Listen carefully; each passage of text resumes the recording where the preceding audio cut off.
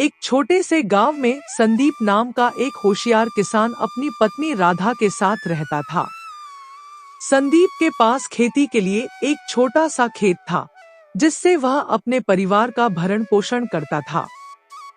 संदीप बहुत समझदार था। वह आसमान देखकर बता देता था कि आज बारिश होगी या नहीं।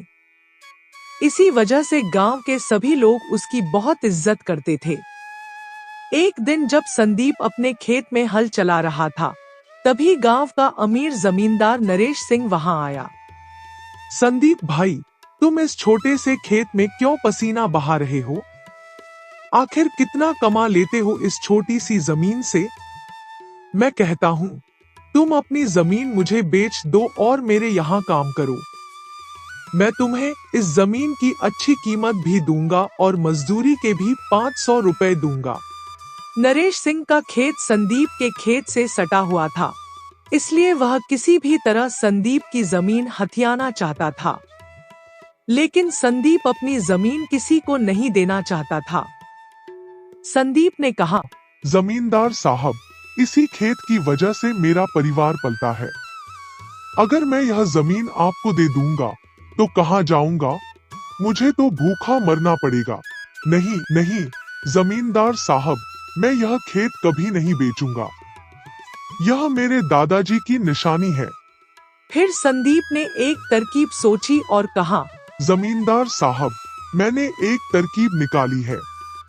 मैं इस बार ऐसी फसल लगाऊंगा कि मुझे दुगनी कमाई होगी। और एक दिन देखना, मैं आपका खेत भी अपने खेत में मिला लूंगा।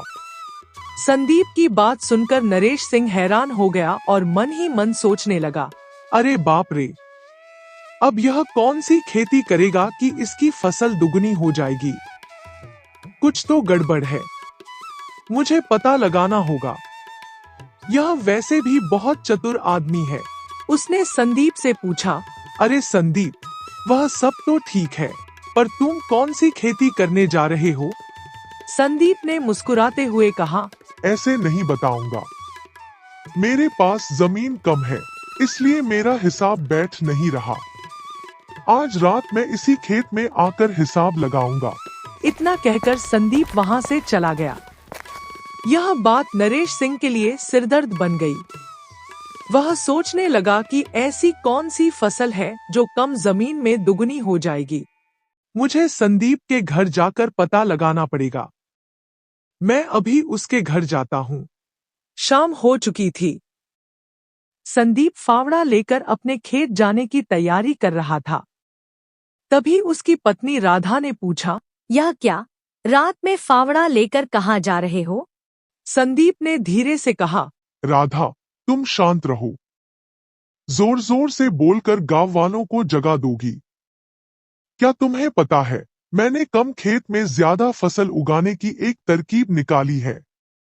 तुम देखना, मैं इस बार इतना अनाज पैदा कर दूंगा कि वह 5 साल में भी खत्म नहीं होगा।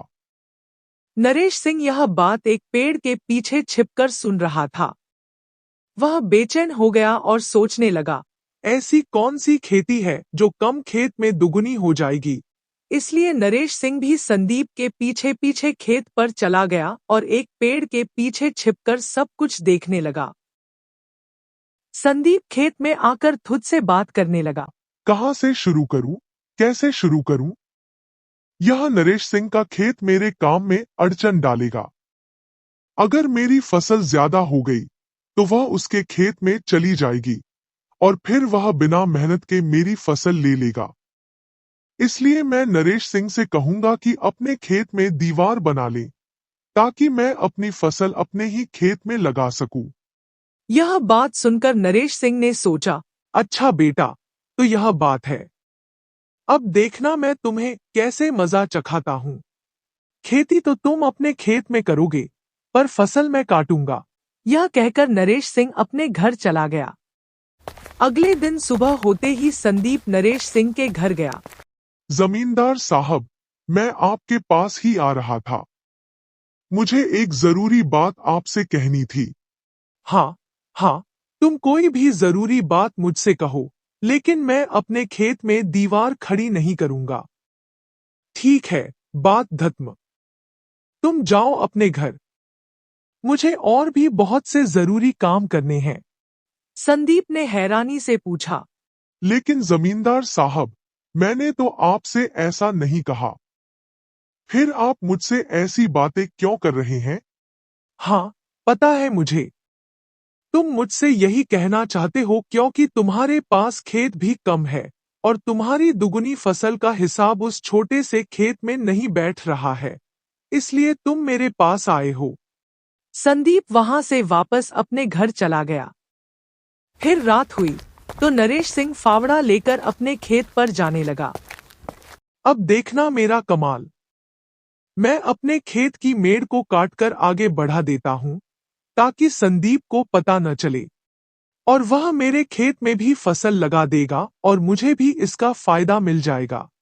यह कहकर नरेश सिंह रात भर अपने खेत में काम करता रहा और अपने खेत की मेड़ को आगे बढ़ा दिया।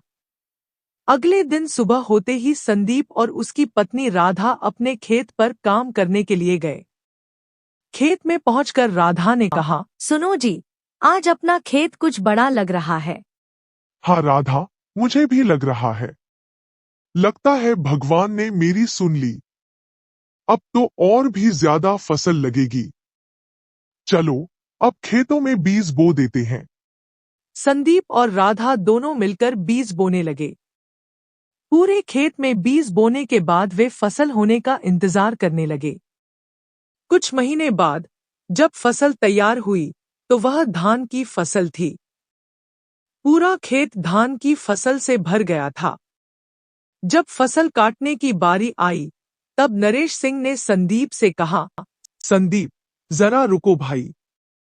इतनी जल्दी क्या है? तुम्हें पता है, जिस जमीन पर तुमने फसल लगाई है वह बढ़ी हुई जमीन मेरी है। क्या बात करते हैं जमींदार साहब? मैंने तो आपसे जगह नहीं मांगी थी। फिर आपने अपने खेत की मेड़ को काटकर जगह क्यों बढ़ा दी? संदीप, मुझे वह सब नहीं पता, लेकिन यह बढ़ी हुई जगह मेरी है। मैंने ही खेत की मेड़ को काटकर आगे बढ़ाया था ताकि तुम्हारी फसल की जड़ मेरे खेत में आ जाए। अच्छा, तो यह बात है।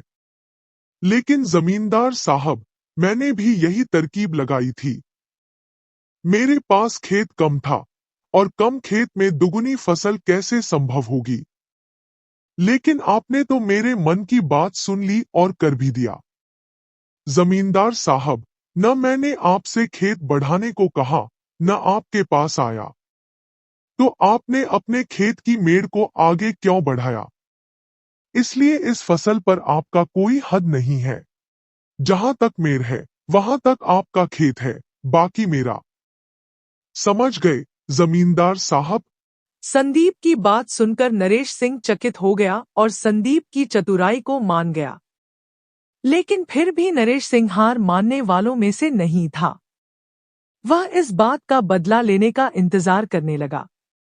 कुछ महीनों बाद संदीप बीमार पड़ गया और गेहूं की फसल बोने का समय आ गया। समय निकला जा रहा था। नरेश सिंह उसकी हंसी उड़ाने के लिए उसके घर गया। क्यों संदीप, देखा न बेईमानी का नतीजा? पड़ गए न बीमार? अब तुम्हारे खेत को कौन जोतेगा? गेहूं की बुआई का समय निकला जा रहा है। अभी तक तो तुम्हारे खेत में हल भी नहीं चला। अब देखो, तुम भूखे मरोगे। तुम्हारे पास खाने के लिए अनाज भी नहीं होगा। मालिक, मैं क्यों भूखा मरूंगा? मेरे पास दादाजी का खेत है ना। वह मुझे कभी भूखा नहीं मरने देगा। ऐसा वरदान है उस खेत में। नरेश सिंह ने उत्सुकता से पूछा। कैसा वरदान, संदीप? मैं आपको क्यों बताऊं? आप जाओ यहां से। संदीप की अजीब बात सुनकर एक बार फिर नरेश सिंह के सिर में दर्द हो गया। नरेश सिंह संदीप के घर से गया तो सही, मगर बाहर जाकर वह एक पेड़ के पीछे छिप गया और रात होने का इंतजार करने लगा। जब शाम हुई तो संदीप और उसकी पत्नी राधा आपस में बात करने लगे। रात में राधा ने पूछा, सुनो जी, दादाजी हमें ऐसा कौन सा वरदान देकर गए हैं जो हमें भूखा नहीं मरने देगा? और अभी तक तो हमारे खेत में हल भी नहीं चला है। फिर यह सब क्या है? अरे, तुम जोर जोर से मत चिल्लाओ। यह बात गुप्त है। अगर कोई सुन लिया तो हमारा राज सबको पता चल जाएगा और हमारा सारा काम बिगड़ जाएगा। अब ध्यान से सुनो।